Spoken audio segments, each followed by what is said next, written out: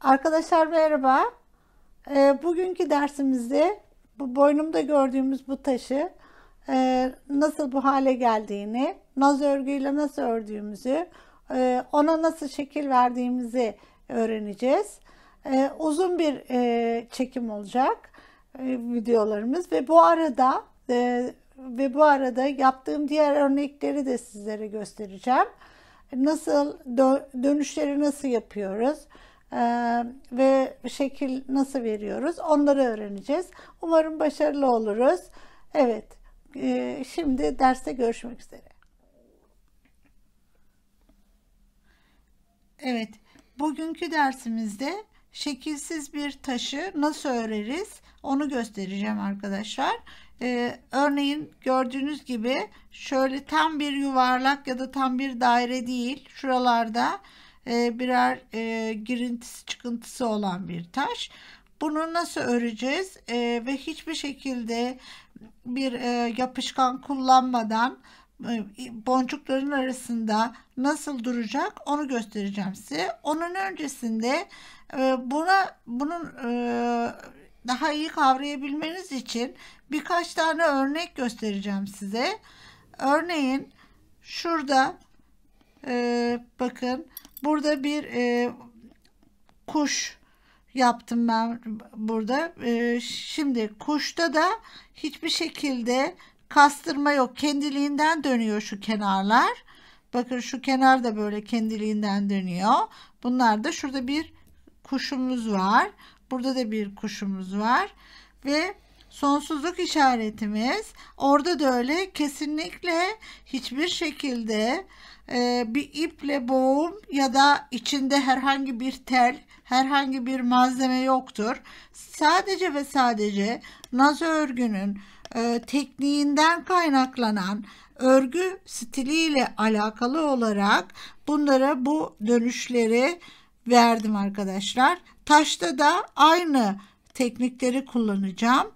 Siz de öyle istediğiniz her türlü objeyi bu tekniği kullanarak örebilirsiniz.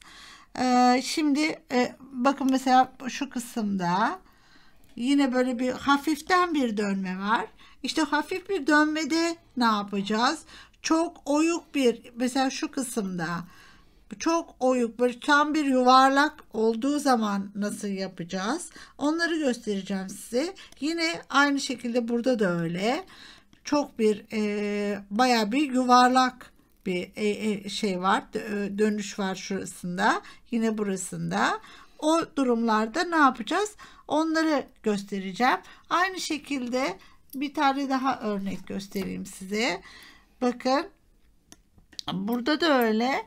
Bunların içerisinde arkadaşlar asla ve asla tel ya da başka bir malzeme yok. Tamamen örgü tekniğinden, yani örgüye verdiğim bir iki değişiklik nedeniyle bunlara istediğim dönüşü sağlayabiliyorum.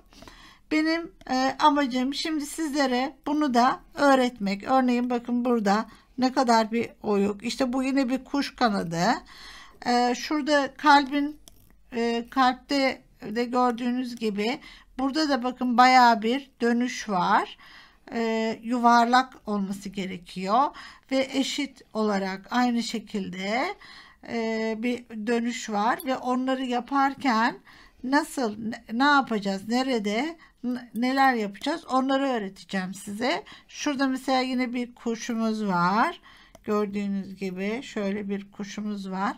Kuşumuzun kanatları ve bakın buraya getirdiğimde yine kubbemizi koyduk. Naz örgümüzle takımızı tamamladık arkadaşlar. Şimdi bir tane daha bir şey göstereceğim size.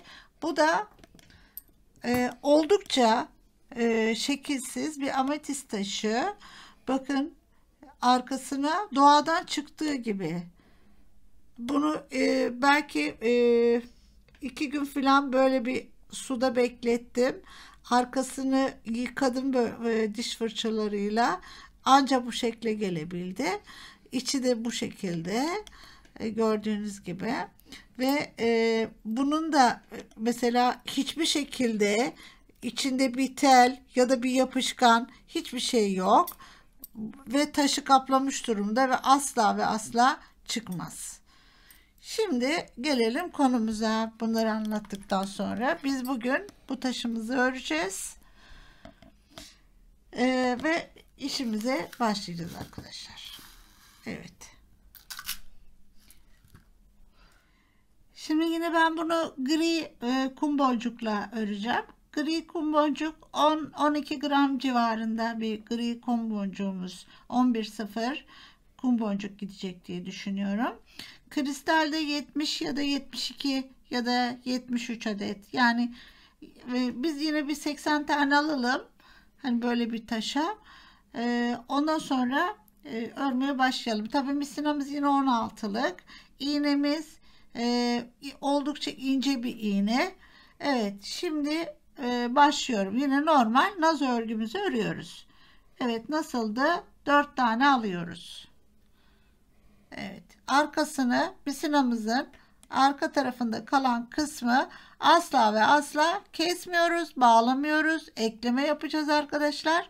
Eğer başka türlü başlarsak, düğüm atarsak orada dönüşte orayı birleştirmemiz çok zor olur. Evet, temiz çalışmak çok önemli arkadaşlar. Bir işi temiz çalışmamız lazım. Evet, şimdi 4 tane bu şekilde 4 tane boncuğumuz oldu. Evet, şimdi ne yapıyorduk? 3 tane alıp dörtlü grup oluşturuyoruz. Aldık. Evet. Bu ikinci grubumuz. Tekrar yolundan pas geçiyoruz ikisinden. Ve şöyle. Evet. Şimdi üçüncü dörtlü grup oluşturuyoruz. Ters döndük. Evet. Yeni başlayanlar ilk başladığımız naz örgü yapımını incelerlerse arkadaşlar oradan yine aynı şekilde tabi veriyorum ama daha detaylı görebilirler. Evet. Şimdi geldim buraya. İki ucu birleştiriyoruz. Şöyle. İki ucu birleştiriyoruz. Şu şekilde bakın. 1 2 ucu burada misinamız. İki uç birleşecek ve dörtlü bir grup oluşacak. Ne yapıyoruz? Buradan bir kristal koyduk. Çekiyoruz ama bırakmıyoruz orayı. Yine şöyle. Bakın 1 2 3. Demek ki bir kristalimiz eksik. Onu da tekrar buradan giriyorum. Ve çekiyorum. Evet. Şu. Şimdi ne demiştik? Temellerimiz vardı. Çalışma boncuklarımız vardı. Onları bir bulalım. Şurada. Bakın 1, 2, 3. Bir de bu 4. Yani ama şu 3 temel üzerine konuluyor. Buraya gelmemiz gerekiyor. Şart buraya gelmemiz. Üstte temeli çıkmak için. Evet. Şöyle. Şimdi yine 3 tane alıyoruz. Dörtlü grup. Bunu yaptıktan sonra yandaki komşumuza gidiyoruz. Evet. Şimdi 2 alıyoruz. Bunu da şuradan şuraya. 1. Şurası 2. 2 de burası 4. Dörtlü grup. Evet. Şimdi son boncuğumuz. Yine şurada ve burada dörtlü grup oluşturacağız. Onları da kullanacağız. Herkes birbirini tutacak. Evet. Böyle dörtlü bir grup.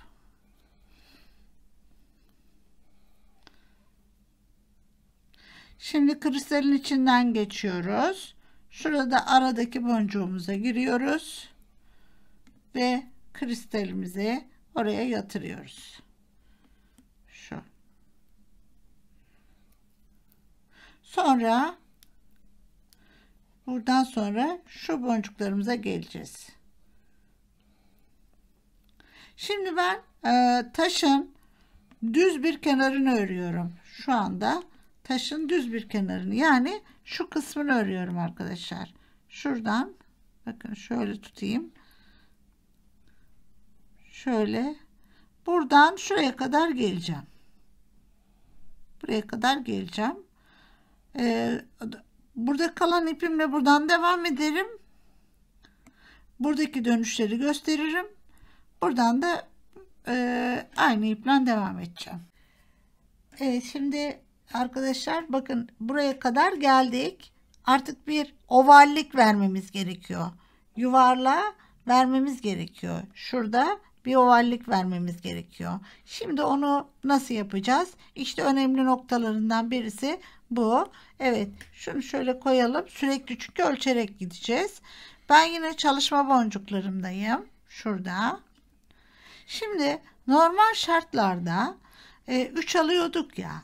Şimdi burada böyle bir dönemeç olması gerektiği için, yani örgünün bu tarafa doğru, yani sola doğru eğilmesi gerektiği için oraya arkadaşlar bir boncuk fazlalaştırmam gerekiyor.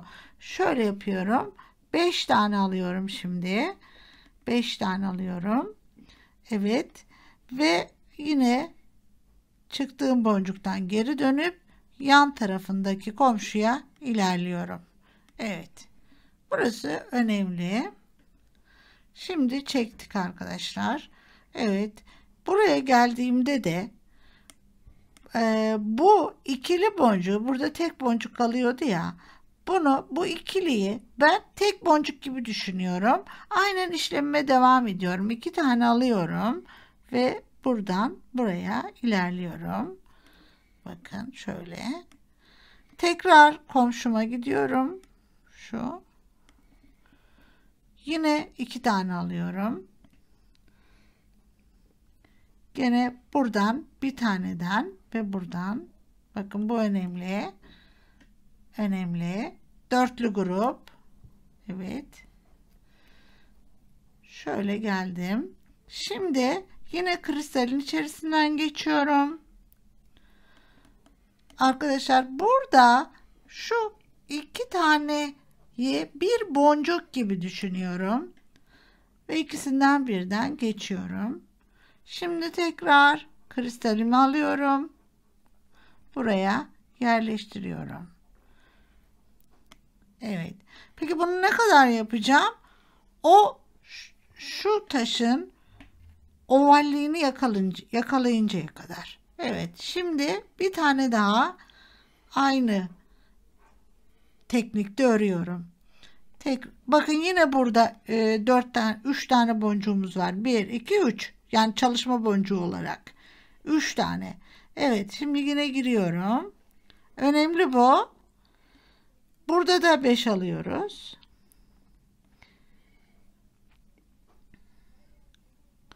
Beş alıyoruz. 5'i aldık. Çıktığımız boncuktan geri döndük.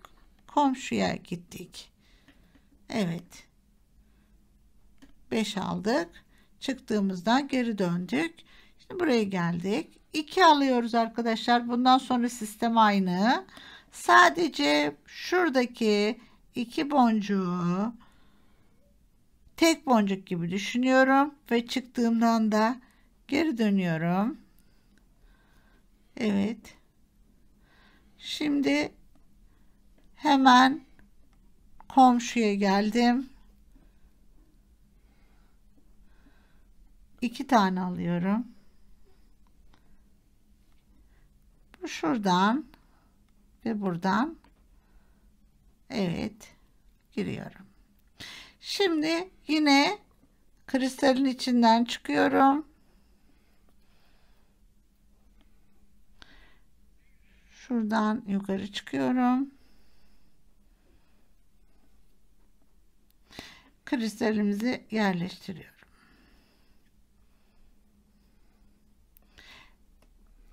Evet. Daha henüz tam bir dönüş olmadı.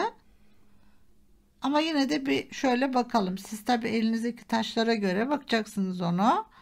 Bakın şöyle. Daha tam dönüş olmadı. Bu böyle duracak. Eğilmeye başladı. Evet. Eğilmeye başladı. Tekrar yapalım. Burada yine 1, 2, 3 çalışma boncuğumuz var. Yine 5 tane alıyoruz. 5 tane alıyoruz. Çıktığımızdan geri dönüp komşumuza geçiyoruz. Çekiyorum. Evet. Şimdi 2 tane alıyorum. Bu 2 taneyi bir gibi düşünüyorum. Çıktığıma da girdim. Burada beşli grup oluyor. Evet. Tekrar şuradan yandaki komşuya gidiyorum. Evet. Şimdi 2 alıyorum. Yine bakın bu bir taneyi bırakacaksınız, zaman diyeyim. Şöyle buraya tekrar buradan çıkıyorum. Şuradan çıkıyorum. Kristalimizi bakın dönüyor, görüyor musunuz? Evet. Kristalimizi yerleştiriyoruz. Buradan. Bayağı bir ovallik var orada. O nedenle bir tane daha yapabilirim. Şöyle koyayım. Şu. Şöyle duracak. Bir tel takmanıza gerek yok içine. Evet, devam ediyorum. Bir tanecik daha yapayım.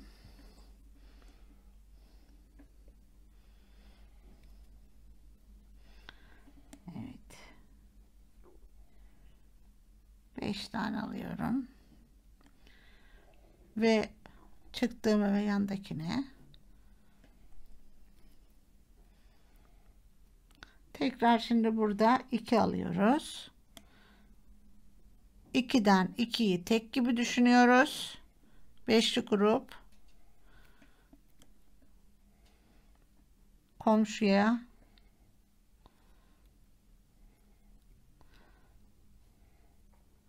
tekrar şimdi 2 alıyoruz. Şuradan ve buradan. Şimdi bu dörtlü grup itiyoruz. Evet. Bayağı bir döndü. Bunu da bir koyalım. Evet. Buradan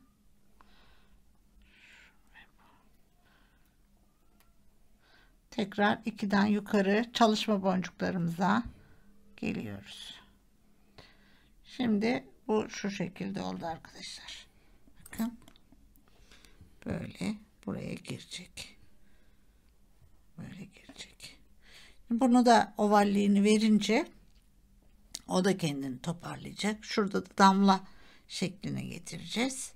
Evet, ben şu kısma kadar öreyim. Çünkü şu şekilde devam edeceğim. Yine normal naz örgü. Evet, 3 tane alıyorum. Bundan sonra dönüş yok. Hani böyle ikili yapmamıza gerek yok. Yeter bu. Devam ediyorum. Bakın 3 aldım. Şimdi hep dörtlü gruplar yapıyorum. 4. Evet. Şu. Tekrar komşuya ilerle. 2 al. Buradan ve buradan. Şimdi şu.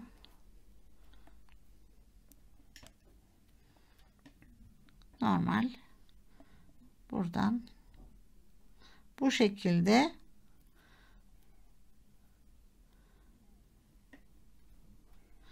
evet, bakın bu normal oldu. Şöyle dönüyoruz, bakın şöyle. Bu şekilde. Orayı döndüğümde zaten düzelecek o. Böyle. Şöyle buraya kadar geleceğim. Evet. Normal nazo öreceğim. Misinam bitti. Onu nasıl yok edeceğim onu göstereceğim arkadaşlar. Çünkü yok ettiğiniz zaman sizler değişik yollardan gidiyorsunuz ve kasıyor ve taş tam olarak oturmuyor. O nedenle benim gibi yaparsanız taşınız daha kolay oturur. Bakın bu şu şekilde. Evet, yani artık taşın çevresinin şeklini almaya başladı. Şimdi şöyle normal bir nazo yaptım. Bitti. Yolundan gidiyorum. Yine şöyle aşağı doğru ineceğim. Bakın böyle gitmiyorum dümdüz. Yani sizin yaptığınız gibi böyle gitmiyorum. Şöyle gitmiyorum. Ne yapıyoruz? Buradan tekrar şuraya. Tekrar buraya. Bir müddet ilerliyorum böyle. Bir de çalışmayacağım bir alanda. Yani ben çünkü ne yapacağımı bildiğim için düğüm yapıp bırakıyorum. Örneğin buradayım şimdi. Şuradan ineceğim.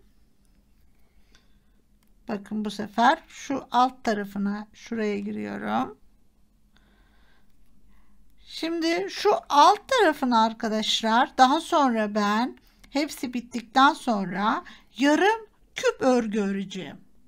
Yani kristalsiz örgü. Buraya yarım küp örgü öreceğim. O nedenle bu boncuklar bana lazım.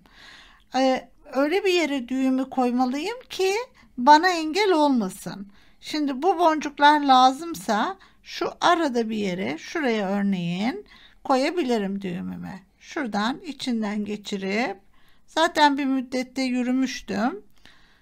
Buradan bir tanecik daha atabilirim. Şuradan. Onu hep düşünerek hani bu boncuk bana lazım mı? Olacak mı? Hani ona göre düğüm atın. Burası da zaten taşın iç bölgesinde kalacak. Bakın şöyle. Taşın iç bölgesinde kalacak. O nedenle dışarıdan da gözükmeyecek. Şimdi buradan bunu kesebiliriz. Şöyle kesebiliriz. Evet.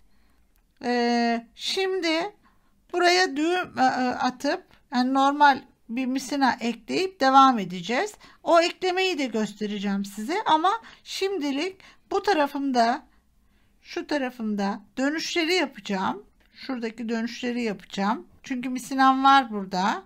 Kesmemiştik ya. O misinayla buradaki dönüşleri yapacağım. Evet. Evet. Şimdi normal hani ne yapmam gerekiyor? Şu boncuğa gelmem lazım benim. Şuradaki boncuğa gelmem gerekiyor. Evet. Şimdi nasıl geleceğim arkadaşlar? Buradan böyle şu bakın bu geliyorum. Ama direkt bundan geçmiyorum. Yolundan şuradan bakın. Direkt buradan geçip ona gelmiyorum. İllaki kasar. Sonra hocam benim örgüm kasıyor. Evet. Tamamen buradaki tutumunuz ve bir tane yanlış yaptığınızda dahi böyle dönük duruyor örgüler. Evet. Şimdi buraya geldim. Buradan dönüş yapacağız arkadaşlar. Taşımızın şuradaki dönüşünü yapacağız. Şu kavisi vereceğiz. Evet. Ne yapıyoruz şimdi buradayken? Dönüş olduğu için dönüş var ve bu tarafa eğileceği için ilk yani dış bölgeye 5 boncukla başlayacağız. Evet. Burası dış bölgemiz. 5 tane alıyoruz. 5'i aldık. Komşuya gittik. Evet. Şimdi buradayken 2 boncuk alıyoruz. Bunu tekmiş gibi düşünüyoruz. Şu şekilde tek boncuk gibi düşünüyoruz. Tekrar komşuya gidiyoruz. 2 alıyoruz. Birinden buradan ve çıktığımızdan dönüyoruz. Şimdi arkadaşlar kristalin içinden ve o hani 5 almıştık ya, onun ikisinden yukarı çıkacağız. Şöyle. Evet. Şöyle yukarı çıkacağız. Ve şunu da söyleyeyim. Bu örgüyü, yani bir taş örüyorsanız mutlaka misina ile örün. İple olmaz. Çünkü misinanın esneme özelliği var. Fireline ile de olmuyor. Çok sıkıyor ve ipler çok gözüküyor. Misina en uygunu. Yani bana göre. Evet, şimdi dönüyorum. Bakın yavaş yavaş dönecek o. Şöyle. Yavaş yavaş dönecek. Hep ölçüyorum ama böyle giderken hep ölçüyorum. Evet, gene buraya bir 5 alıyorum.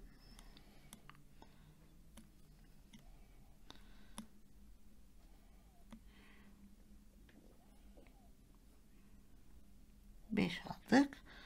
Geri döndük.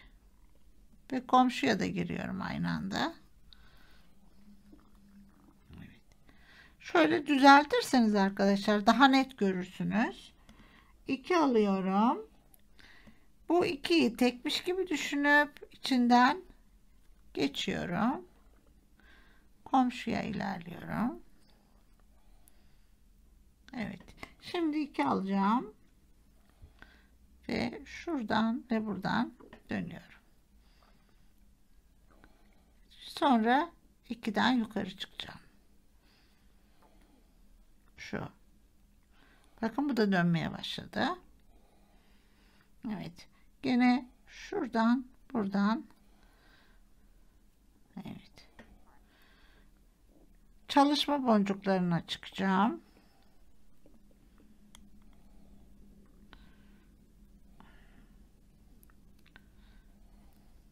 Evet. Misinamız 16'lık olsun.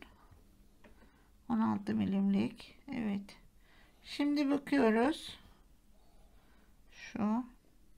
Biraz daha örmem lazım. Yani döndürmem gerekiyor. Gördüğünüz gibi. Burası zaten oturdu. Burası iyi.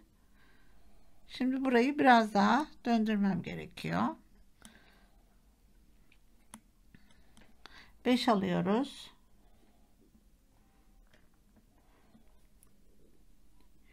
Peki sizin de arkadaşlar evde vardır. Yani takı yapanların böyle biçimsiz, şekilsiz taşları vardır. Onları örüp paylaşırsanız diğer arkadaşlar da yararlanır. Evet, ben burada 5 alacağız dedim. 4 aldım. Hemen geri çıkayım. 5 alıyoruz.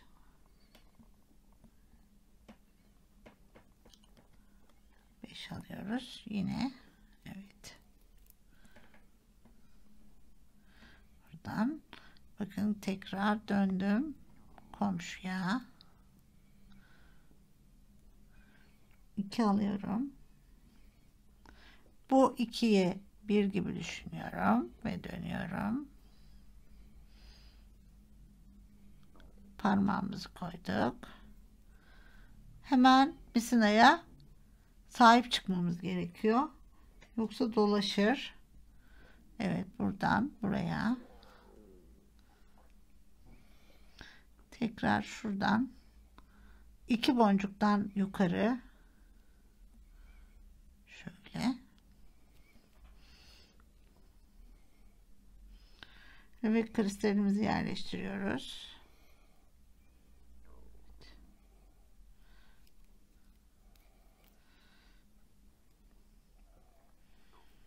Şu. Şimdi şöyle.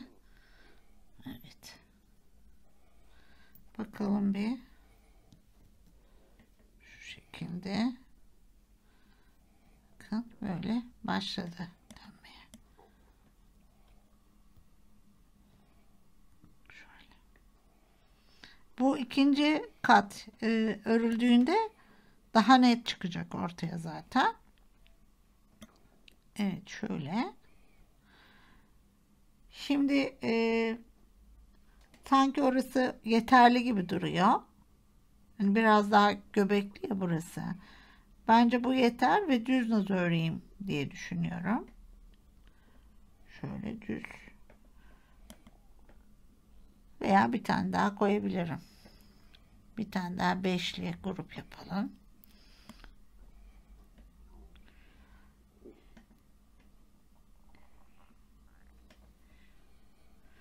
Yapalım. Beşli grubumuz. Komşuya gidelim. 2 alalım. 2'den ve 1'den şöyle dörtlü grup 1 2 3 4 5, çünkü buranın ikisini bir gibi düşünüyoruz. Evet, ilerliyorum. 2 yapıyoruz. Dörtlü grup. Bakın 2 3 dörtlü grup. Şimdi yukarı çıkıyorum. Ve kristalimizi yerleştiriyoruz. Bundan sonrasını normal öreceğiz. Evet. Bakın bu da döndü. Şöyle. Şu şekilde. Normal. Hani normal taşın çevresi gibi oluyor. Evet. Şimdi bundan sonrasını normal öreceğim şu kısma kadar. Evet. Şöyle dursun. Oturacak zaten, tırnaklarını da yaptığımızda tak diye oturacak. Evet, normal örüyorum şimdi. Yani 3 tane alıyoruz. 3 tane alıyoruz.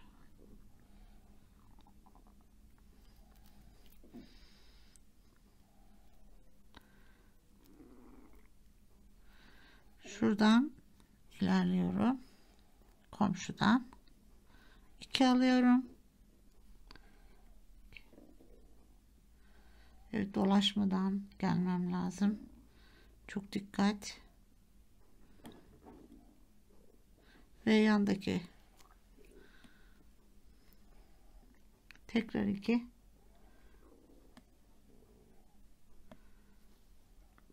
Şuradan buraya. Yani bundan sonra köşeye kadar aynı şekilde devam edeceğim. Kristali yerleştireyim. Şu.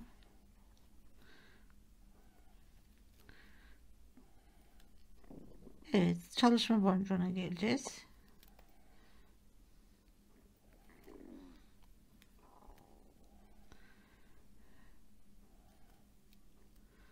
Evet.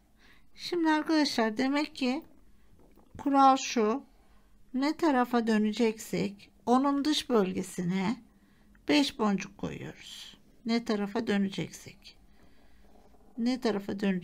onun dış bölgesine 5 boncuk koyuyoruz ve örerken de o 2 boncuğu tek boncukmuş gibi düşünüyoruz. Evet, şimdi şu şekilde buraya, şu kısımda da bir eğim olması gerekiyor. Yuvarlak olması gerekiyor. Şimdi onu yapacağım. Arkadaşlar, arada misinamız çok kırışıyor ya. Onu ben bal mumuna biraz sürüyorum böyle. Az da olsa hani o kırışıklık gitmiş oluyor. Ya da birbirine dolanmıyor bu bal mumuna sürdüğünüz zaman. Mutlaka bal mumunuz olsun. Hani yine kırışsa bile birbirine dolanmıyor. Şimdi evet, bu da bir pratik bir bilgi vereyim size. Buraya geldim. Şimdi şu kısımda hani 5 alıyordum ya. Ben şimdi oraya kristal değil de burası tepe noktası olduğu için şurada biraz parlasın istiyorum. O nedenle o kısma kristal yerleştireceğim. Yani 2 kum yerine kristal yerleştireceğim. Şöyle buraya şimdi 3 tane kum alacağım. 3 tane kum alacağım. Bir tane de kristal alacağım. Bakın 3 kum bir kristal. Bu hani 5 alıyorduk ya. Oradaki 2 kristal 2 kum boncuk yerine geçiyor bu. O şekilde düşünüyorum. Şuradan dönüyorum. Komşuya ilerliyorum. Şimdi normal 2 alıyorum. 2. Bu 2'yi birmiş gibi düşünüyorum. Ve çekiyorum. Evet. Tekrar buraya. Şimdi 2 alıyorum. Buradan birden ve buradan. Dörtlü grup. Şu. Ve ilerliyorum. Kristalden geçiyorum. Bu 2 tane kummuş gibi düşünüyorum. Oradaki koyduğumuz kristali. Evet. Yani öbür taraflara da böyle yapabilirdik ama siz anlayın diye dönüşleri ben kristalden ziyade hani kumu koymayı tercih ettim. Burada da kristali koyayım. Hem onu öğrenmiş olursunuz. Şimdi tekrar çalışma boncuğuna geldim. Aynı işi yapacağım. Yani arka tarafında 3 tane kumumuz, bir tane kristalimiz oluyor. Alıyoruz. Şu. Evet, ilerledik. Bir tane komşu. Hemen bir sınama sahip çıkıyorum. O önemli. Şimdi 2. Şu 2'den dönüyorum. Pardon, yine dolandım. Evet. Şimdi komşuya gidiyoruz. 2 alacağız. Şuradan tekinden ve buradan şöyle şu şekilde dörtlü grup dönüyoruz. Ve bu tepe noktası olduğu için şu kısım. Şunu düşünüyorum o arada. Ben oraya bir klips takabilirim. Onun için klipsi tam olarak ortalayabilmem için 5 tane ya da 3 tane hani tek sayılı olması gerekiyor. Ona göre şimdi ben buraya 5 kere bunu yapacağım aynısını. Sağda solda 2 tane bırakacağım. Şimdi bunu yaptıkça ne demek istediğimi daha iyi anlayacaksınız. Şöyle yapayım. Evet. Tekrar yana gidiyorum. 2. Şöyle 2'yi bir düşünüyoruz.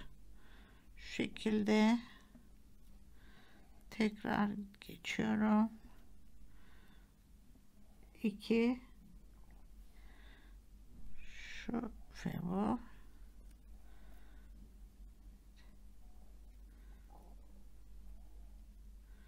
Buradan ilerliyorum ve kristalimi yerleştiriyorum. Bunu 5 tane yapacağız.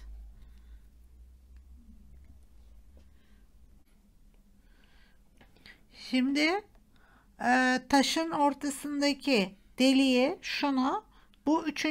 kristale hani böyle tam böyle denk gelecek şekilde yerleştireceğim daha sonra içine. Evet, bu da bu şekilde oturdu. Böyle. Şimdi buraya normal örüyorum. Devam ediyorum. Şu kısımda birleştireceğim. Evet, normal örgümüze başlıyorum burada. 3 tane alıyoruz artık.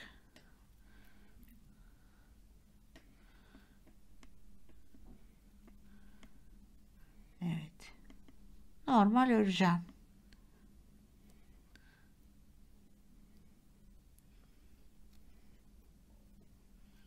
ilerliyoruz.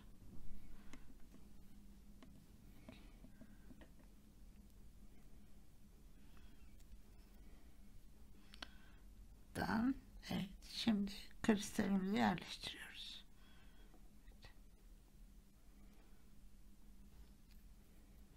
Tamam. Son durum bu şekilde. Şimdi size misinayı eklemeyi göstereceğim. Buraya nasıl ekleriz diye. Deminki diğer uçta kaybettiğim gibi buradaki misinayı o şekilde kaybettim. İçeride bir yere düğüm yaptım.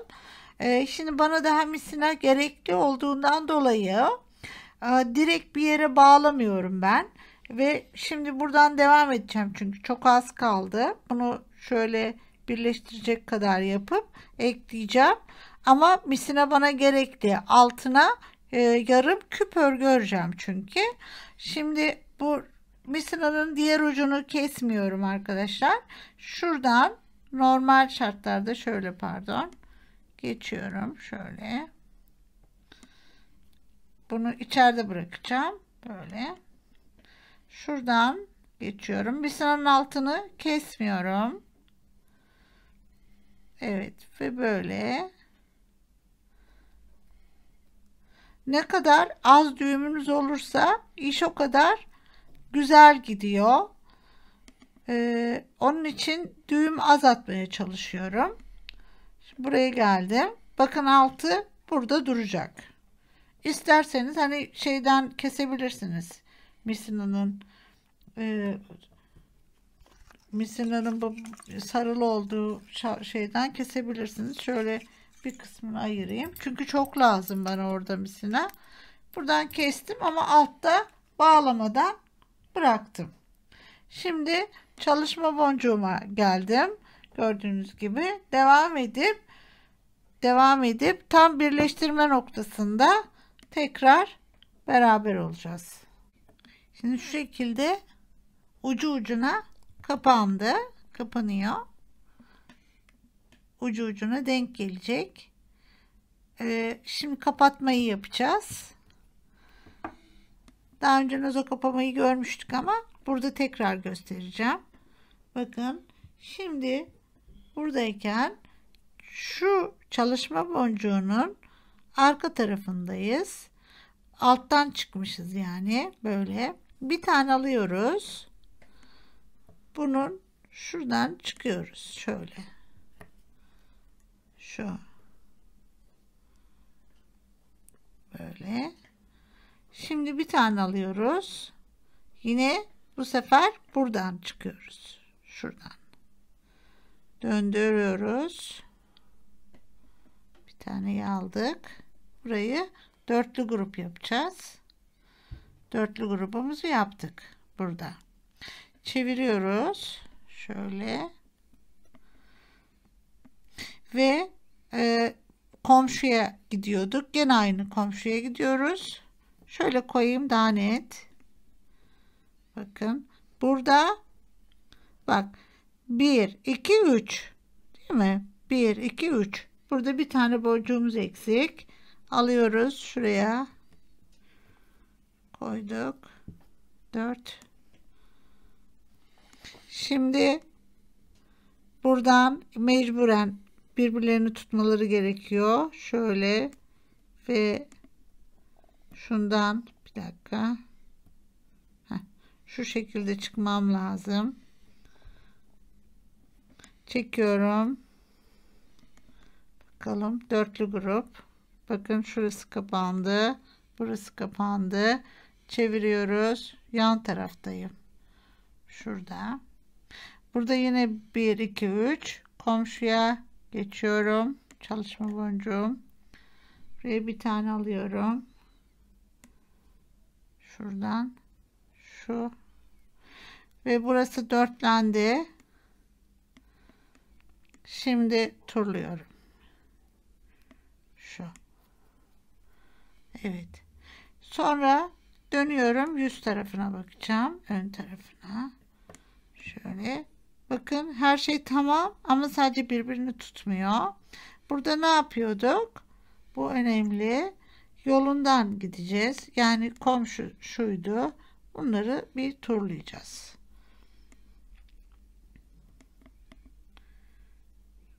Şöyle bir tur yapıyoruz sıkı sıkıya. Evet. Turladık. Şimdi artık tek katı bitti. Taşımızın çevresinin örme işleminin tek katı bitti. Bir yerleştirelim bakalım. Evet, şöyle. Bakın çok oturdu yani. Oturdu. Ama bizim taşımız kalın. Yani şu kısmı kalın. O nedenle biz bunun alt tarafına yarım bir küp örgü öreceğiz. Evet. Şimdi bu misinamızı arka tarafa geçiriyoruz. Şuradan bakın, böyle değil. Buradan. Şuradan ilerliyoruz. Şimdi küp örgümüzü öreceğiz alt tarafına.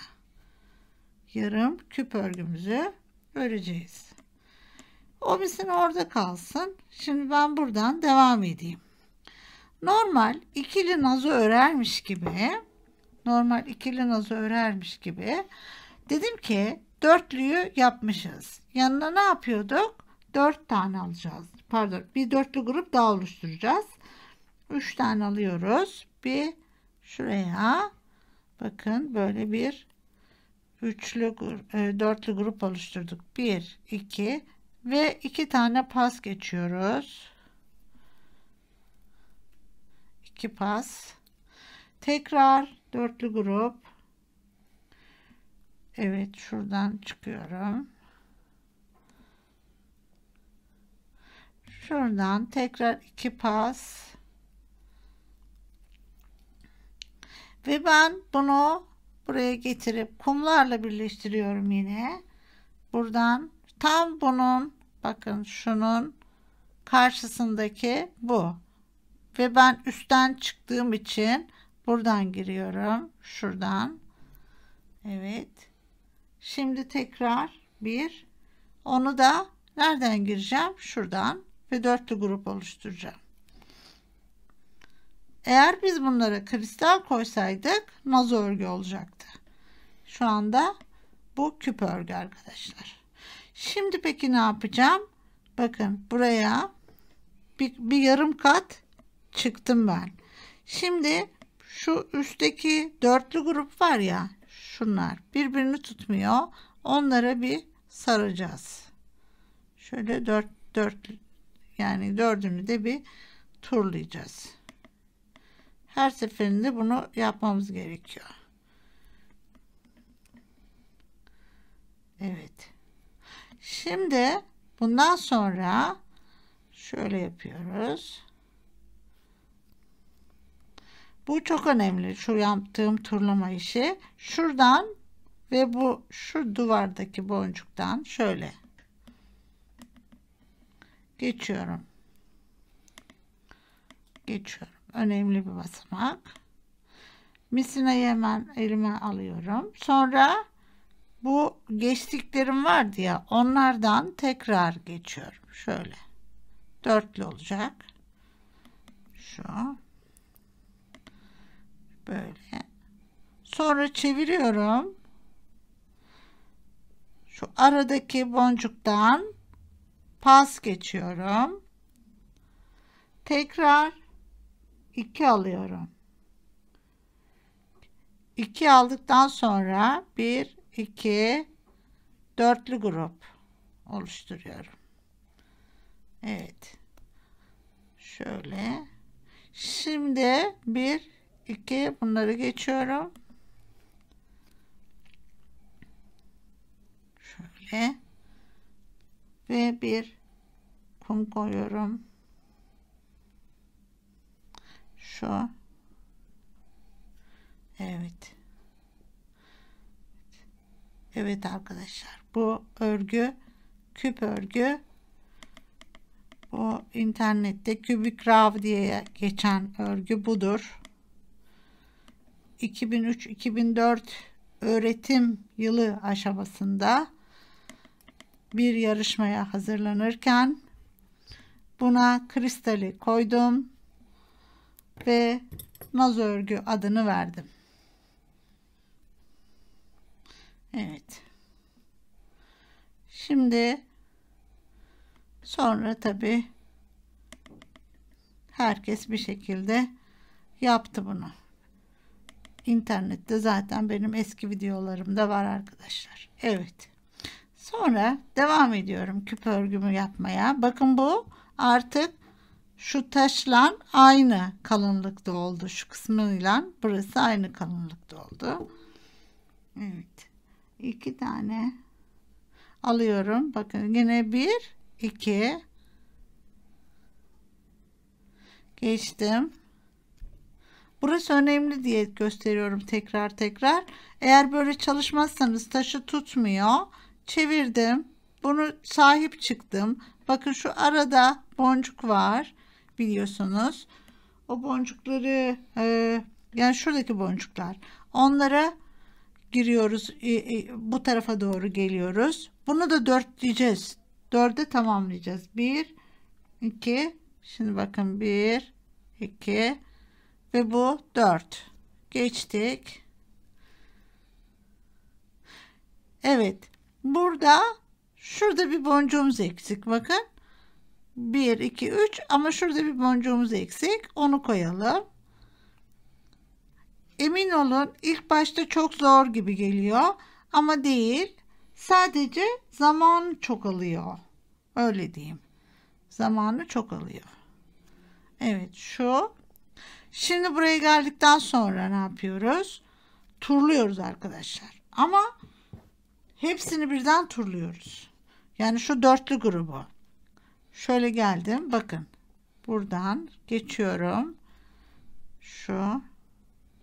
Tekrar böyle. Ve burada da illa eli tutacak. Yani herkes birbirini tutacak. Kuralı bu. Sıkıyorum da. Döndürdüm. Şimdi döndürdüm. Tekrar yapıyorum. Buradan ve şundan giriyorum. İkisinden. Bakın. Şöyle. Bunun tam arkası örgümüz. Evet. Yanlış bir yere yapmayın. Şimdi şöyle geçtim. Tekrar 2 alıyorum. Bunu şuraya ve buraya ilerleyeceğim. Şöyle. Geçmezse tek tek yapın arkadaşlar. Kırılmasın. Sonra şuradan. Evet. Buraya geldim. Aradaki bu boncuklara gireceğim. Çeviriyorum. Bunu buraya koyuyorum. Bakın şuradan aradan şu geçiyorum. 2 tane alıyorum. 2 aldıktan sonra buraya dörtlü grup. Bakın dörtlü bir grup oluşturdum. Geçtim. Şimdi bakın 1 2 3 4 olması gerekiyor. 4 olması için de buraya çıkmam lazım. Şimdi buradayım. Bir tane kum koyuyorum. Şöyle. Ve bunu sonra yukarı. Evet, sonra turluyorum arkadaşlar. 1 2 3 şöyle turluyorum. Evet.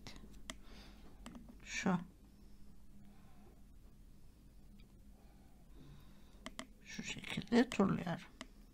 Şimdi ben bunun altını komple geçeceğim. Yalnız sadece şu artırma bölümlerinde nasıl yapıyoruz onu da göstermem gerekiyor. Evet. Şimdi burada şu ikili artırma bölümlerimiz vardı. Onlara geldik. Onların arkasını nasıl yapacağız? Ne görüyorsak o boncuğu koyacağız arkadaşlar. Evet, şimdi geldim buraya. Buradan iniyorum şimdi aşağıya. Turladım ben. Şöyle indim. Bakın. Sonra buraya geçeceğim. Bir dakika. size göstereyim diye hani şu şekilde ilerliyorum. Burada ne görüyorum altta? Tek boncuk. Bakın burada şu altta tek boncuğum var. Bir de bu. Evet, onun için oraya tek koyuyorum, yani onun yerine şöyle yapıyorum. Aynısını yapıyorum. Dörtlü. Dörtlü yapıyorum. Evet. Şu. Tekrar çıktığımdan şuradan. Evet. Döndüm. Evet. Şimdi çeviriyorum. Ara boncuktan çıkıyorum. Şuradan. Evet. Şimdi burada da yine şu alt tarafında bir taneden çıktım değil mi? Onun için yine o da bir, yani orayı da kafanızı karıştırmasın. Aynı. Gene dörtlü grup. Şöyle. Evet. Sonra bakın şimdi artık burası ikili olduğu için tek koyarsam oraya ben yukarıya çeker. Büzer. Ne görüyorsam onu koyacağım. Şimdi evet. Burada 2 boncuk koyuyorum. Burada 2 boncuk. Bakın bir. Şurada şu şekilde yine beşli bir grup oluştu. Şu. Böyle koyuyorum. Yani altta 2 görüyorsam üstte yine 2 koyuyorum. Ve şimdi bir turlayacağız. Evet. Şöyle. Turluyorum. Turlamayı unutmayalım. Önemli. Evet.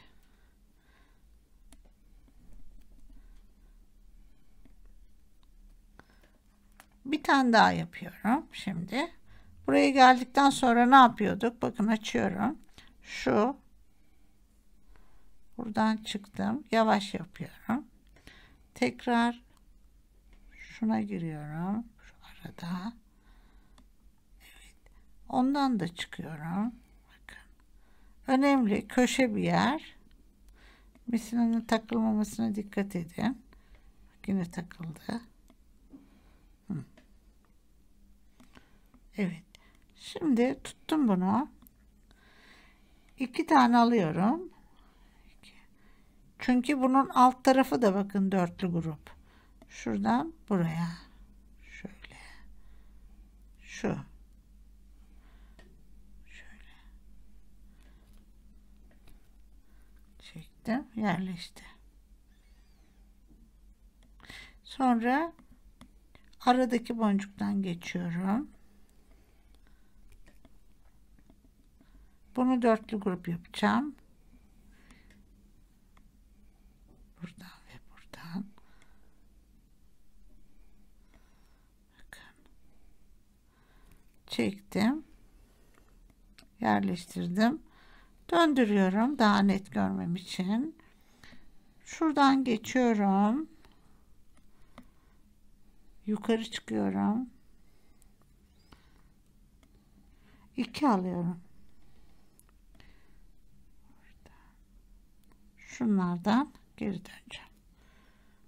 İşte. Yani hiçbir kasma, hiçbir şey olmayacak. Aynısını yapacağız. Evet. Ben devam ediyorum. Bitim noktasında görüşeceğiz. Son kısmına geldik. Şimdi bakın şurada 1, 2 ve 3. 1, 2 ve 3. Yani şu kısımda bir boncuğumuz eksik. Onu koyacağız.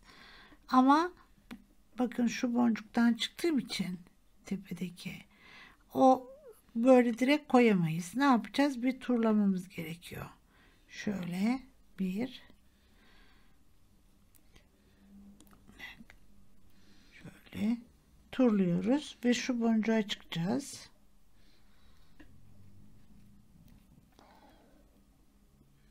Şuna çıkacağız. Şimdi bir tane alıyoruz. Yine tersinden giriyoruz. Karşısındakinden şöyle dörtlü grubu oluşturduk. Sonra tekrar yukarı çıkacağız turlayarak. Şöyle.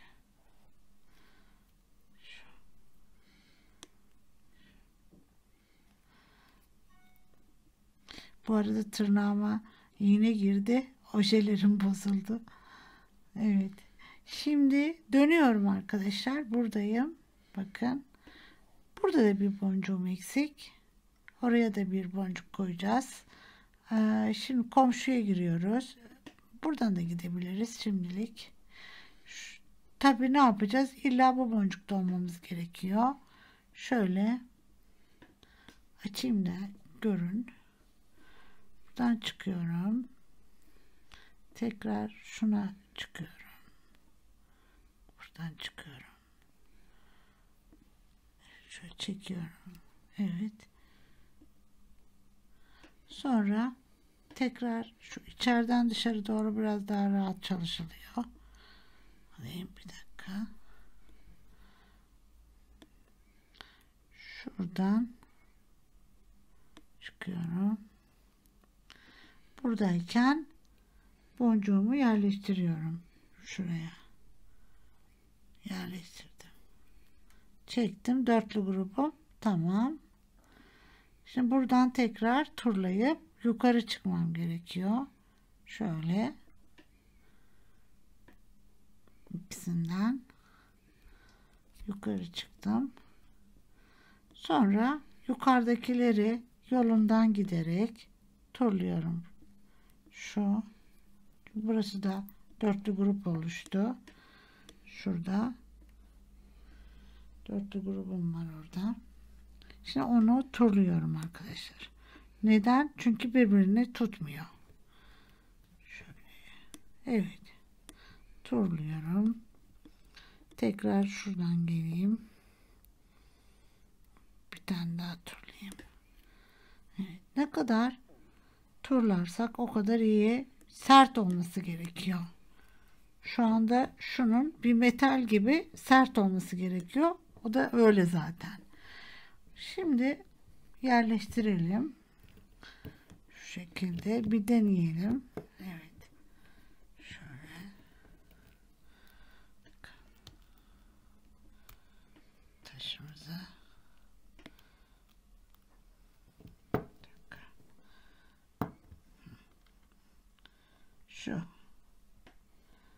Şu şekilde oldu. Bakın. Böyle. Tabii şimdi bunun şu orta noktasıyla dedikti ya, şu delikle bu üçüncü boncuk denk gelecek. Ayar yeri böyle. Şu şekilde ayarlanacak. Taşımız oturuyor. Sadece şimdi tırnakları var. Tırnak başlangıcını göstereceğim. Alttan ve üstten. Evet, onları da yapacağız. Şimdi ilk etapta alttakini, ipim alttayken hemen alttan bir tırnak yapalım. Şöyle. Ne yapıyorduk? 3 tane alıyoruz. Aynı nazo yüzükte olduğu gibi çıktığımızdan geri dönüyoruz. Geri döndük. Şu.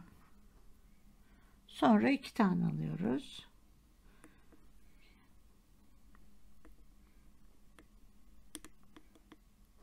Buradan ve buradan ve bir de komşuya gidiyoruz. Şu şekilde. Böyle tırnağımızı yapacağız. Bir tane daha yapayım. Ama bunu arkadaşlar çift tırnak yapacağız. Taşımız geniş olduğu için üstüne bir kat daha yapacağız. Evet. Şöyle. Böyle olacak. Bir tane de üstten görünüşten görelim. Nasıl yerleşiyor. Şöyle. Buradan bakın. Bir dakika. Şuna giriyorum. Üstten görünüş. Çekiyorum. Tabii bu mislen ucu yine biraz şey oldu. Bir dakika. Bozduk örgüyü.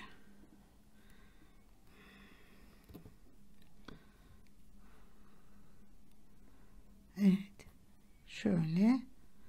Şimdi buradayken şuna giriyorum.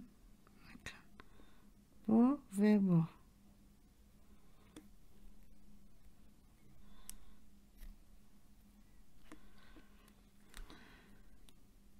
Şu şekilde. Ben bunu birazcık keseyim şunu. Evet. Evet. Bir tanecik daha yapıyorum. Bakın. 2 tane boncuk aldım burada. Buraya giriyorum. Ve şu çıktığımıza şuna giriyorum. Bakın. Çektim. Yerleşti. Bu bir tırnak. Tekrar bunun üstüne bir tırnak daha yapacağız. Taşımız kalın çünkü ve ağır bir taş çıkmasın diye. Evet. Bu şekilde. Ben şimdi bu şekilde hiçbir şekilde, yani şu çift yerler de gördüğünüz gibi tek. O nedenle bunları da aynı bunun gibi yapacağım. Yani şu tarafından yapsaydım tırnağı, onları da çift koyacaktım. Ama iç taraftan yaptığım için hiçbir şey fark etmeyecek. Hep böyle tek gideceğiz. Evet. Sonuna geldim. Bu arada ön tarafını da yaptım böyle. Tek tırnak, tek sıra, böyle tırnak ya da çentik diyorum ben. Şimdi kapamayı, şu kapama kısmını göstereceğim. Burası bakın tam olarak bitmemiş, kapanmamış yani. Burada da yine dörtlü kuralı var. 1, 2, 3. Buraya bir tane boncuk koymam gerekiyor. Onun için şuradan geçiyorum yine. Buradan. Yani normalde de yaptığım iş. Böyle geçiyoruz. Buradan da geçiyorum. Şimdi buraya bir tane koyuyorum. Ve şu boncuktan çıkacağım. Şöyle. Şu. Şöyle çıktım. Çektik. Yerine oturdu. Şimdi şuradan yukarı çıkıyoruz. Evet. Şu. Şimdi dedim ki taşımız kalın olduğu için bu üst katına, yani şunun üstüne bir tane daha yapacağım. Çıkmasın diye. O nedenle de şimdi şu aradaki boncuktayım. Buradan çıkmışım bakın. Şuradan çıkmışım. Benim yine üstteki dörtlülerden tepedekine gelmem gerekiyor. Şuna gelmem gerekiyor. Geldim. Buradayken yine dörtlü gruplar oluşturuyoruz. Yine 3 alacağız. Ve buradan buraya gideceğiz. Komşuya. Şu şekilde. Bu böyle dururken tekrar buradan 2 alıyorum. Şu, bu ve bu. Şöyle ilerliyorum. Evet. Şimdi tekrar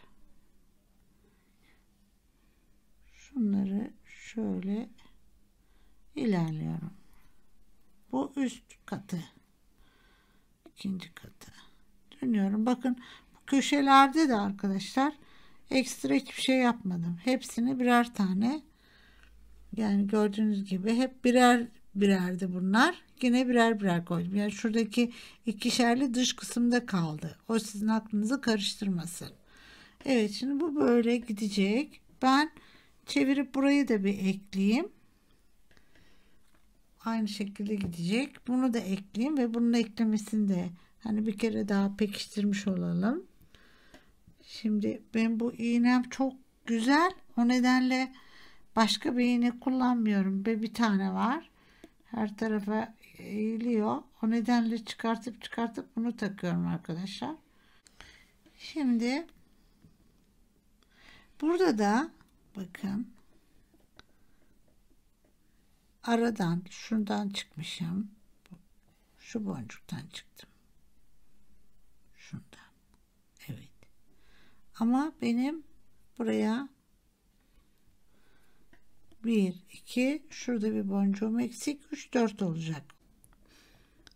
Burayı kapatacağız. Şimdi gene boncuğumuz buradan ipimiz buradan çıkmış. Şundan. Ben bundan ilerliyorum. Şöyle. Evet. İlerliyorum dikkatli bir şekilde. Evet. Şimdi şuradan geçiyorum yukarı. Bundan. Ben öğrencilerin en çok şaşırdığı yerlerden birisi burası. Evet, sonra o nedenle tek tek gösteriyorum yeniden. Buradan tekrar iniyorum.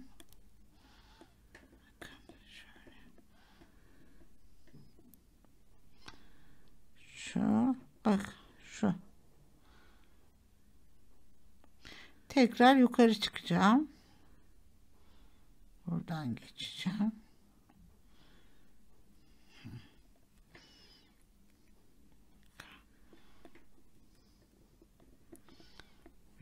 Aman. Evet. Şimdi yukarı çıkıyorum. Şu. Burada arkadaşlar tekrar yukarı yani şu kısmına çıkacağım ve üstte bir kat daha yapacağız. Evet, bir bakalım nasıl duruyor. Bir kontrol edelim. Taşımızı koyalım. Kontrolümüzü yapalım. Şimdi ilk kattan sonra bakın nasıl yani cuk oturdu.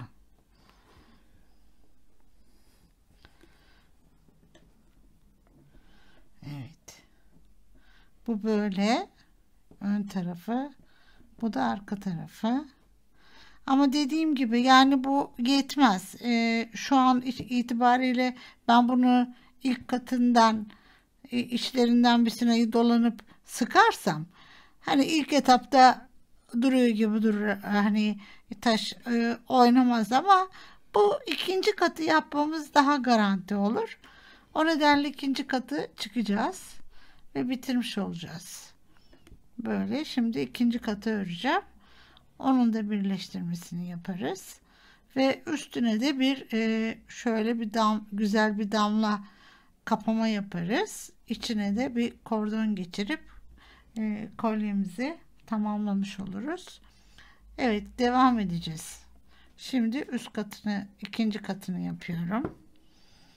Yani şuraya devam ediyorum ben. Evet.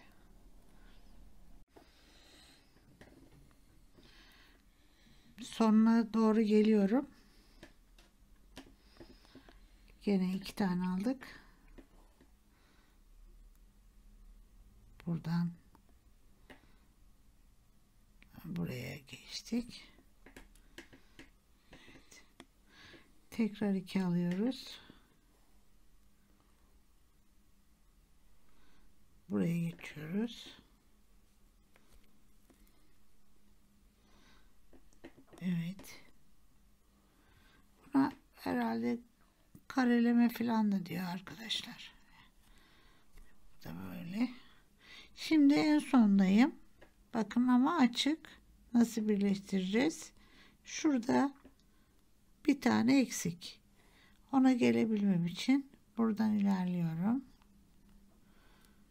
Şu. Tekrar şuradan yukarı çıkıyorum. Bir tane alıyorum. Gene buradan şu şekilde. Evet, yukarı çıkıyorum. Bu şekilde. Şimdi buradaki iple bunu komple şöyle bir turluyorum. Şöyle bir turluyorum. Hepsinin içinden geçeceğim. Atlamamak lazım boncukları. Evet. Şöyle.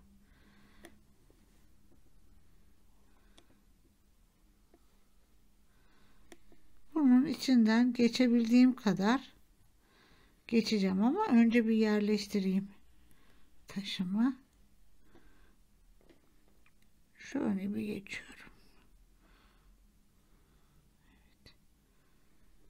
Ön tarafı da çift katını tamamladım.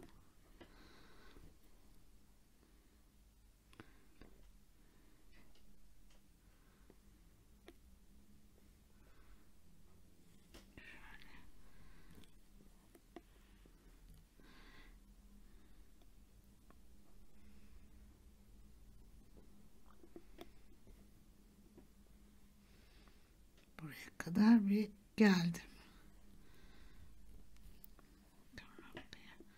Şu kadar geldim.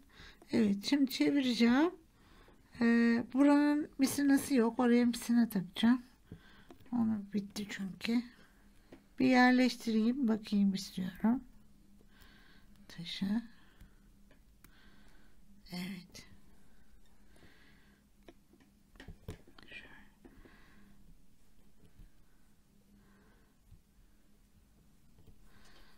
Şimdi onlar toplayacak kendini. Arkası bu şekilde. Arkası böyle. Önünü de şimdi misini takıp büzdüğüm zaman toplayacak o kendini. Evet. Misinalarımı ayarladım. Hem altta hem üstte şu an misinam var. Ve bunu şöyle geçebildiğim kadar turlayacağım. Bu şekilde. Şu an buradan ikinci geçişim. Şöyle. Ama çekmiyorum. Sonra çekeceğim.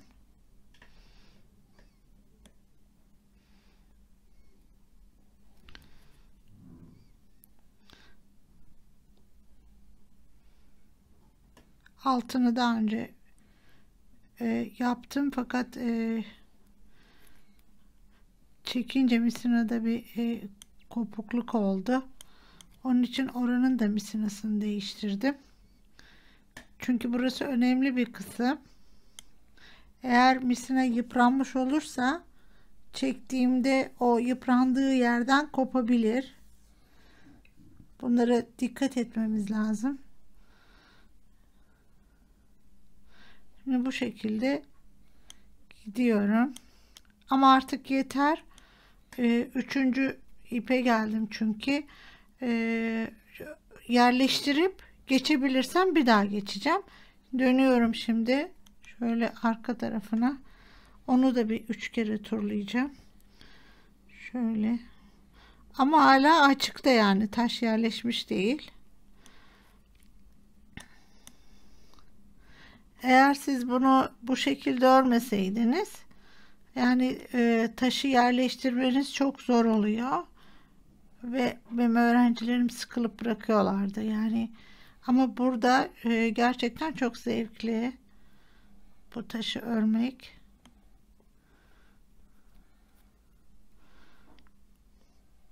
Özellikle kenarları tırtıklı taşları tercih ederseniz, bulursanız da böyle bir taş, örneğin o daha önce gösterdiğim ametiste olduğu gibi, onlar tırtıklı olduğu için kaymıyorlar, boncuklar birleşince. Bunlar daha çok kayıyor. Cilalı taş olduğu için bunlar. Bunlar da bir ek bilgi olarak vereyim size. Evet, şöyle turluyorum.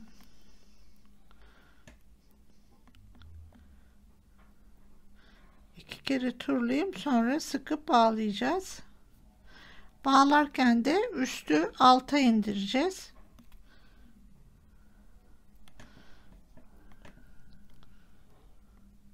üst taraftaki ipi alta indireceğiz. İkisini yan yana getireceğiz ve bağlayacağız.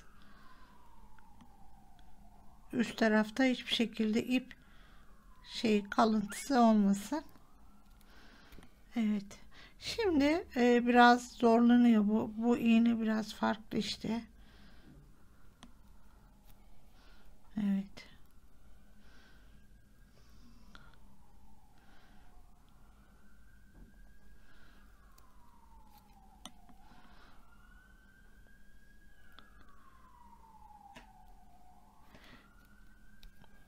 Şimdi yerleştirelim taşımızı.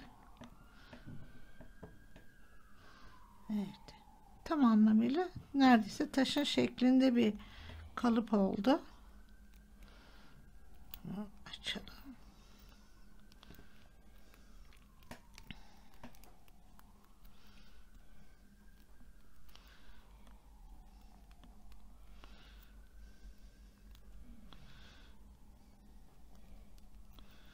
Evet.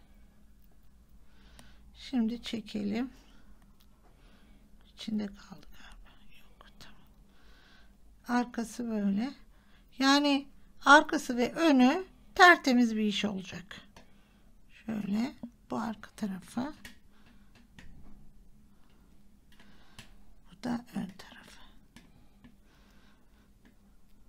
Evet. Artık yerleşti bu. Hiçbir şey olmaz buna.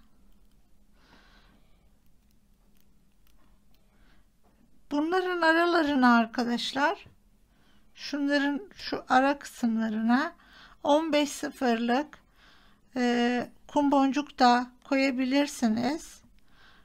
Ama benim aynı renk bulamadım ben. Burada yani aynı renk olursa tabii 15 sıfırlık. O zaman misina hiç gözükmez. Ama hani misinanın burada bu kadar gözükmesi de çok da önemli değil, yani şeffaf olduğu için. Ben yine geçebildiğim kadar geçeceğim. Evet, şöyle. Sonra buradan aşağı ineceğim. Yolundan. Evet, şöyle düzeltelim. Bu arada buradaki delik de kapandı. Hani taşın kendi deliği.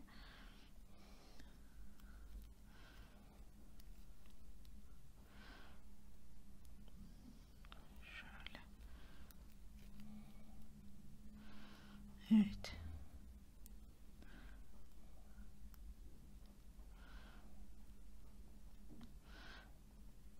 Tamamdır. Ben şimdi aşağı iniyorum. Nasıl ineceğim onu göstereyim. Evet. Şu bir. Bakın böyle geldim. Sonra şöyle şuradan bakın. Hem de burada bu arada sıklaştırıyoruz. Evet. Sonra buradan inebilirsem buradan veya buradan deneyeceğiz. Evet. Ama tabii çok zorlamamamız lazım. Yani şuradan aradaki boncuklardan şöyle inebiliriz. Bu aradaki şu şekilde. Ama bu kadar getirdik. Burada bir yerde şimdi bir boncuğun kırılması benim çok midemi bulandırır. Onu komple sökerim, yani hiç acımam. Evet. Şöyle yapalım.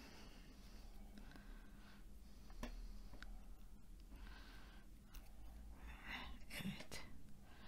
Bunu da böyle aldık. Şurada dursun bu. Şimdi bunu bir turlayıp onun yanına getirelim.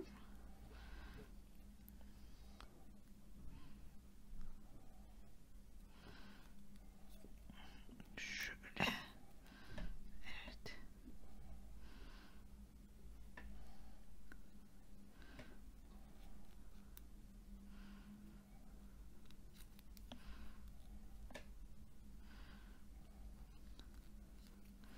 Şimdi mesela burada kayıyor ya, arada bir şunu yapabilirsiniz. Böyle hani düğüm yerine şöyle yolunuzu değiştirip, bu geliş yolunuzu değiştiriyoruz. Bakın böyle. Ben peyote ördüğüm zaman taşların çevresini onu çok yaparım. Şöyle yapıyorum. Tam buraya. Birazcık bunu tekrar olduğum noktaya çıkıyorum. Orada bir düğüm görevi görüyor.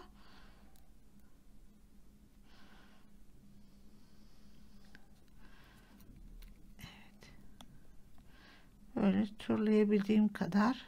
Arkası da çok önemli arkadaşlar. Arka tarafında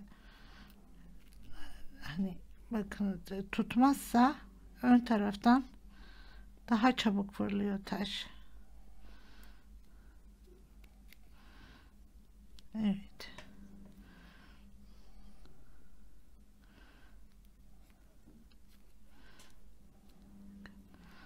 Bu yaptıkça bu şekilde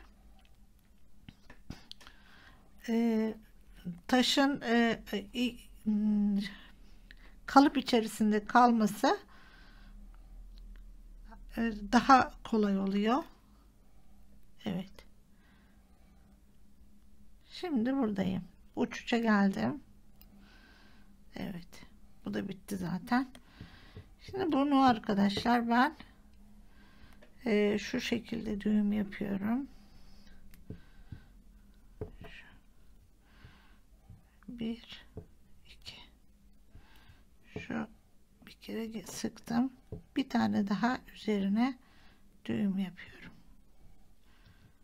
Evet. Şu şekilde. Bu bunu tutuyor. Şimdi artık bakalım bir son. Evet. Tam bu deliğin ortasındaki boncuğumuz bu. Artık oturmuştur taşımız. Böyle. O misinalar dursun, belki lazım olur. Şimdi bunu dedim ki ben bir tane deriye takayım diye düşündüm. Deride de ya böyle yapacağım. Hani bu da çok klasik oluyor. Değişik bir şey yapayım dedim. Bunu böyle yerleştireyim. Buraya yerleştireyim. Ama onun içinde şu kısma bir yuvarlak yapmam lazım. Ki bunu takayım böyle. Şimdi onu göstereceğim. Bunu bir keselim arkadaşlar. Evet, kestik. Dikkatli bir şekilde yakalım. Şöyle, o kadar. Şimdi buna ben arkasına, şu kısmına buradan böyle bir ilik yapacağım. Ama o iliği küp örgüyle yapabilirim. Kare, bu dörtlü dokumayla yapabilirim. Ama şimdi küp örgüyle çok kalın olacağını düşünüyorum. Şimdilik bir kareleme tekniğiyle bunu yapalım. Şimdi şuradan itibaren, ikili kısımdan itibaren sayacağım. 1, 2, 3, 4, 5, 6. yere, şuraya, buraya başlayacağım yapmaya. Misinayı kesmiyorum. Yine dursun burada. Dönüşte gelip orada bağlayacağım. Bu. Şimdi ne yapıyorum? 3 tane alıyorum. Buna ve şuna giriyorum. Şimdi bir tane daha ikili alıyorum. Buradan. Bu. Şimdi yukarı çıkacağım arkadaşlar. Yani ne demek? Şunların ikisinde çalışacağım. Buradan bir yukarı çıkayım. Evet. Şöyle. Şundayım.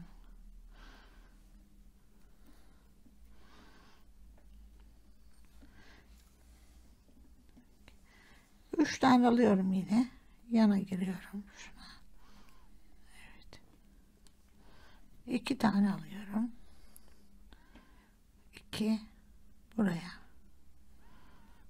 Evet. Sonra bakın buradayım ya. Şöyle şuna çıkmam gerekiyor. 2 tane pas geçiyorum.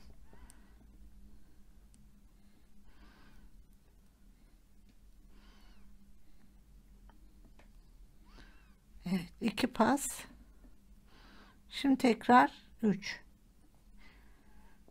Buradan buraya. Şu. Böyle öreceğim. Bunu buradan buraya kapatacağım. Arasına deriyi sokmak için. Evet, biraz öreyim. Aynı şekilde.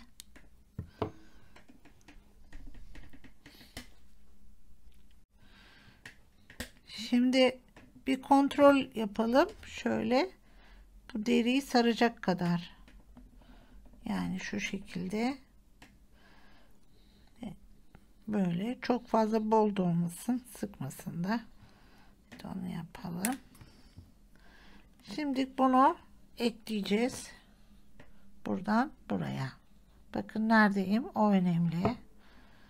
Şuradayım. Bir tane alıyoruz. Şöyle yapacağız. Yani buradan 1, 2, 3 ara bırakıp şu olabilir. Evet, buna. Çünkü ona girmiştik biz zaten. Şöyle giriyorum.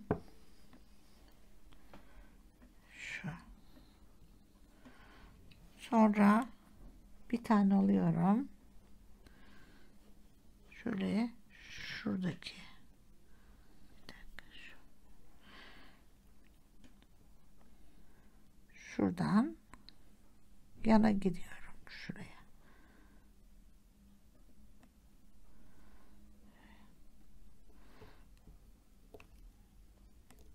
Bunu çektim. Evet, düzeldi. Buradayım. Bu ortak ya. Bir tane daha alıyorum şimdi. Buradan şuradan çıkacağım.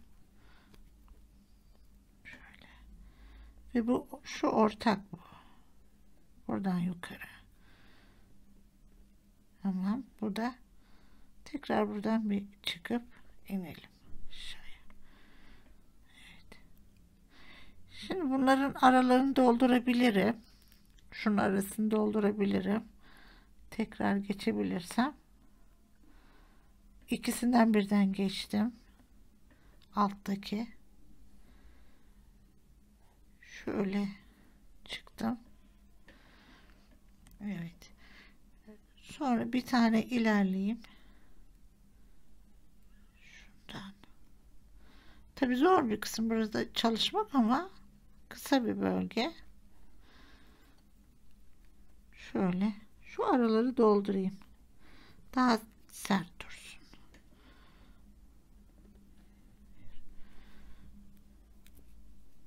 Bir şöyle.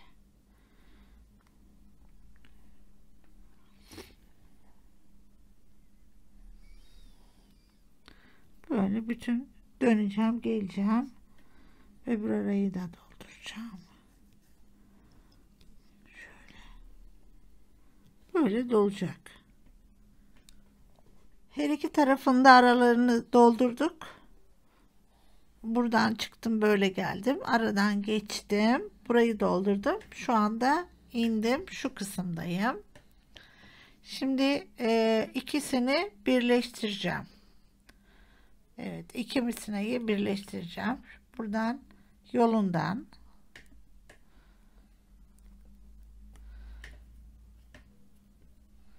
gene buradan yolundan, evet, ve buraya öbür misinanın yanına geldim. Şuradayım. İkisi yan yana. Bunu bir misina düğümü yapıyoruz. 1 2 attım, çektim yanına.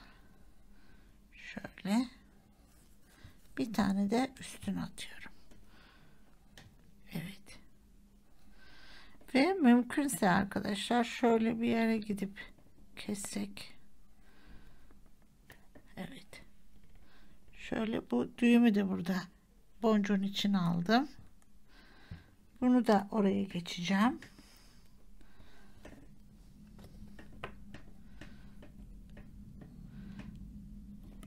Evet. İğneden geçsin diye pensenin ucuyla misinayı, çünkü bu çok ince bir iğne, böyle şey yapıyorum, yassı hale getiriyorum. Bunlar da tabi bu arada size pratik bilgiler. Bakın daha kolay geçti. Tabi illaki bilenleriniz vardır da ben bilmeyenler için söylüyorum. Evet. Şuradan bu düğüm kalmasın diye şuradan ilerleyeyim.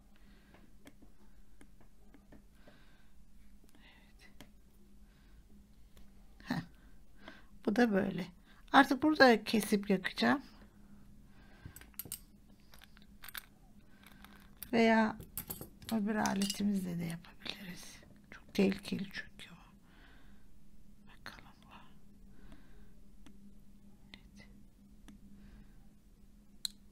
Evet. Bu kadar. Şimdi karşı tarafını da aynısını yapacağım ben. Şu böyle, şuraya da bunun aynısını aynı noktadan başlayacağım. Aynı noktası neresi? Şimdi söyleyeyim size. Burada ikiliydi ya. Oradan sonra saydım ben. 1, 2, 3, 4, 5, 6. araya koydum. Burada da 1, 2, 3, 4, 5, 6. araya şuradan başlayacağım bunun için. Tamam. Takınca görüşelim. Şimdi iki tarafın neyi diyelim? Tutma yeri diyelim. İkisi de hazır. Böyle getireceğim. Bakın. Arkası da ayrı bir güzel oluyor. Öyle olması lazım. Hani bu arka tarafıdır, gözükmez filan diye düşünmeyin. Her yere aynı güzellikte olmalı. Evet, çeviriyoruz. Bu şekilde. Evet. Şimdi buraya da şöyle mıknatıslı bir kapamam var. Onu yapıştıracağım. Ama bitti mi? Bana göre bitmedi. Bir eksiklik var arkadaşlar. Hani baktığımız zaman tek başına bir taş kalmasın. Şuralara birer tane şöyle kristalle dörtlü şuraya yaptığım sistemden böyle bir şey attıracağım. Klips diyeyim. Öyle bir şey attıracağım. Ondan sonra bitireceğim. Onu da yapalım. Hep beraber takımızı tamamlayalım. Evet. Şimdi kristalle bir başlayayım. Evet, 4 tane alıyoruz. 4 tane aldık. Şimdi şuradan geri dönüyoruz ilkinden. Bu tutuyorum böyle. Yine düğüm yok. 3 tane alıyorum.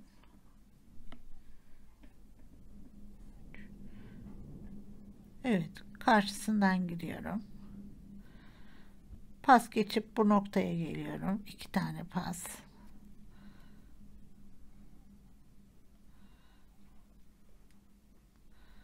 Evet. 3 alıyoruz.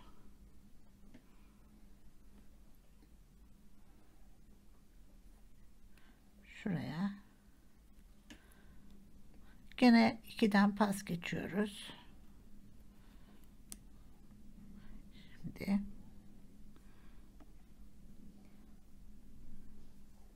evet.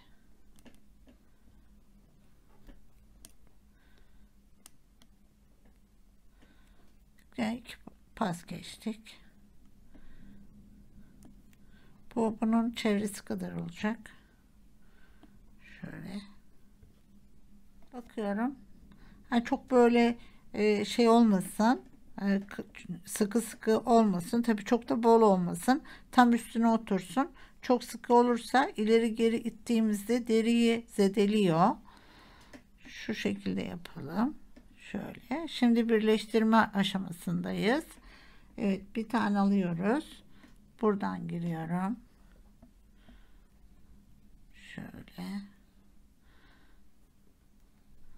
Tabii bu arada buna sahip çıkıyoruz yine. Evet. Kelepçe yapıyoruz buraya. Tekrar şu. Bunu da buraya. Böylece kapadık. Şimdi bu araları boş kalmasın. Hepsinin arasına birer tane kum boncuk yerleştireceğim.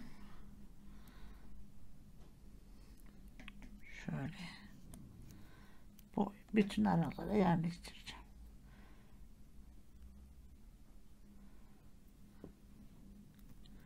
Şu şekilde.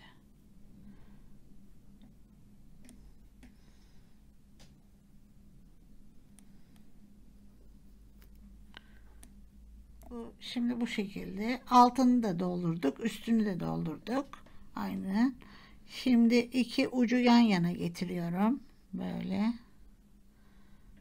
ilerleyeceğim boncukların içinden.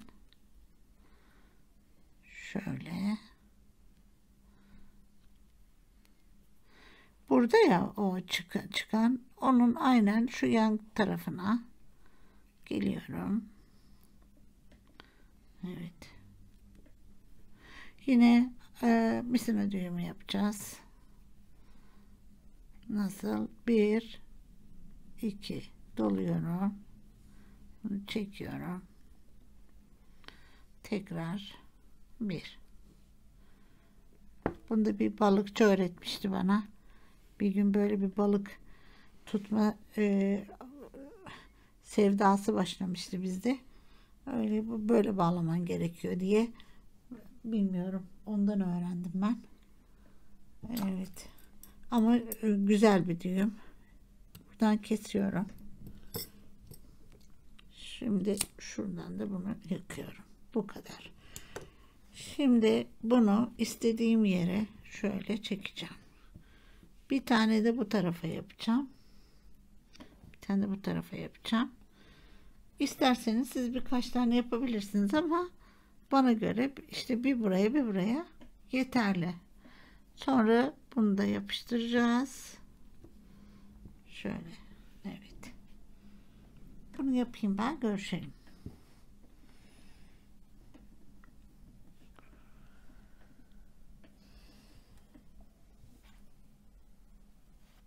Şimdi arkadaşlar bitti bu. Ben bunu istediğim yerde tutabilirim bunları. İster böyle tutarım, ister böyle tutarım. Ama sanki böyle daha güzel oldu. Birer tane daha isterseniz buralara yapabilirsiniz. Ama çok şık bir takı oldu. Bence günlükte kullanılır. Yani gece de kullanılır ama günlükte kullanılır. Şimdi size ta bu işe başlarken demiştim ki bir takıyı başlayacağız, bitireceğiz sonuna kadar. Yani bir derste ne görüyorsak hepsini öğreteceğim demiştim. Şimdi geldik en son bölümüne. Yapıştırmayı nasıl yapacağız?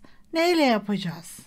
Şimdi arkadaşlar bakın çekomastik bunu keşfettim ben.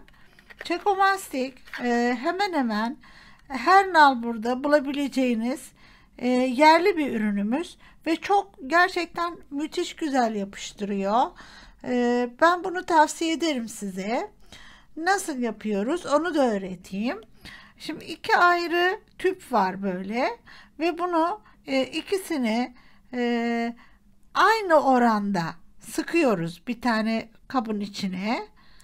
Aynı oranda sıkıyoruz. Bu biraz fazla gitti. Hani daha fazla yapıştıracaksanız tabii ki yapabilirsiniz. Şimdi bunu da sıkıyorum. Aynı oranda. Ve bu arada ıslak mendiliniz hazır olsun. Onları böyle silerek kapatın. Ki bir dahaki açtığınızda bunları silerek kapatın. Bunu da silmedim. Mutlaka bunu yapın arkadaşlar. Evet. Çünkü bir daha açtığınızda açılmıyor. Bu buraya yapışmış oluyor. Daha sonra bunu bir kürdan yardımıyla güzelce karıştırıyoruz. Böyle bir değişik kıvam alıyor. O kıvama gelinceye kadar bakın böyle bir matlaşma oldu. Evet. Bir de yapıştıracağınız her şey önceden hazır olsun. Çok hafif bir donma olduğunda bile tutmuyor. Yani çıkabiliyor. Tam bu kıvam budur arkadaşlar. Bunu evet şimdi alıyoruz. Ben şöyle yapıyorum. Şuradan şunu şöyle evet dursun bir dakika. Bunun burasını çıkaralım. Şöyle evet. Tabi ters yapıştırmayalım sonra, o da önemli. Şöyle yapayım ben yine de. O. Şöyle sürdüm. Her yerine sürülmüş olmasına dikkat edelim. Yalnız ojeleri çıkarıyor hemen. Evet. Şu. Böyle durması gerekiyor. Hani eğim böyle ya. Şöyle bırakalım. Sonra bunu yapalım. Bunu iyice bunun yardımıyla her tarafına bulaştıralım.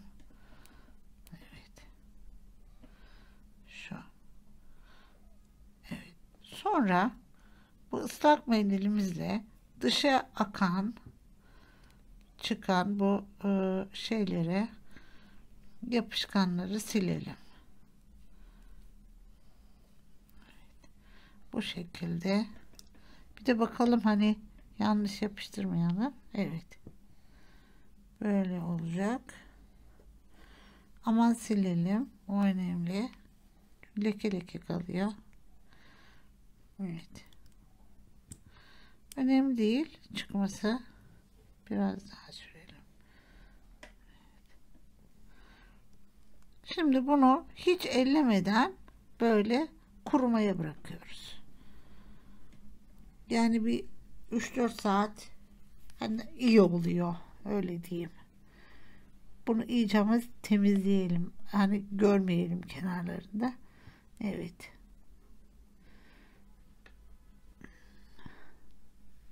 Budur. Böylece bir takıyı ne başladık ne bitirdik işte. Hani hepsini anlatmış oldum size. Umarım faydalı olmuştur. Öbür derste görüşmek üzere.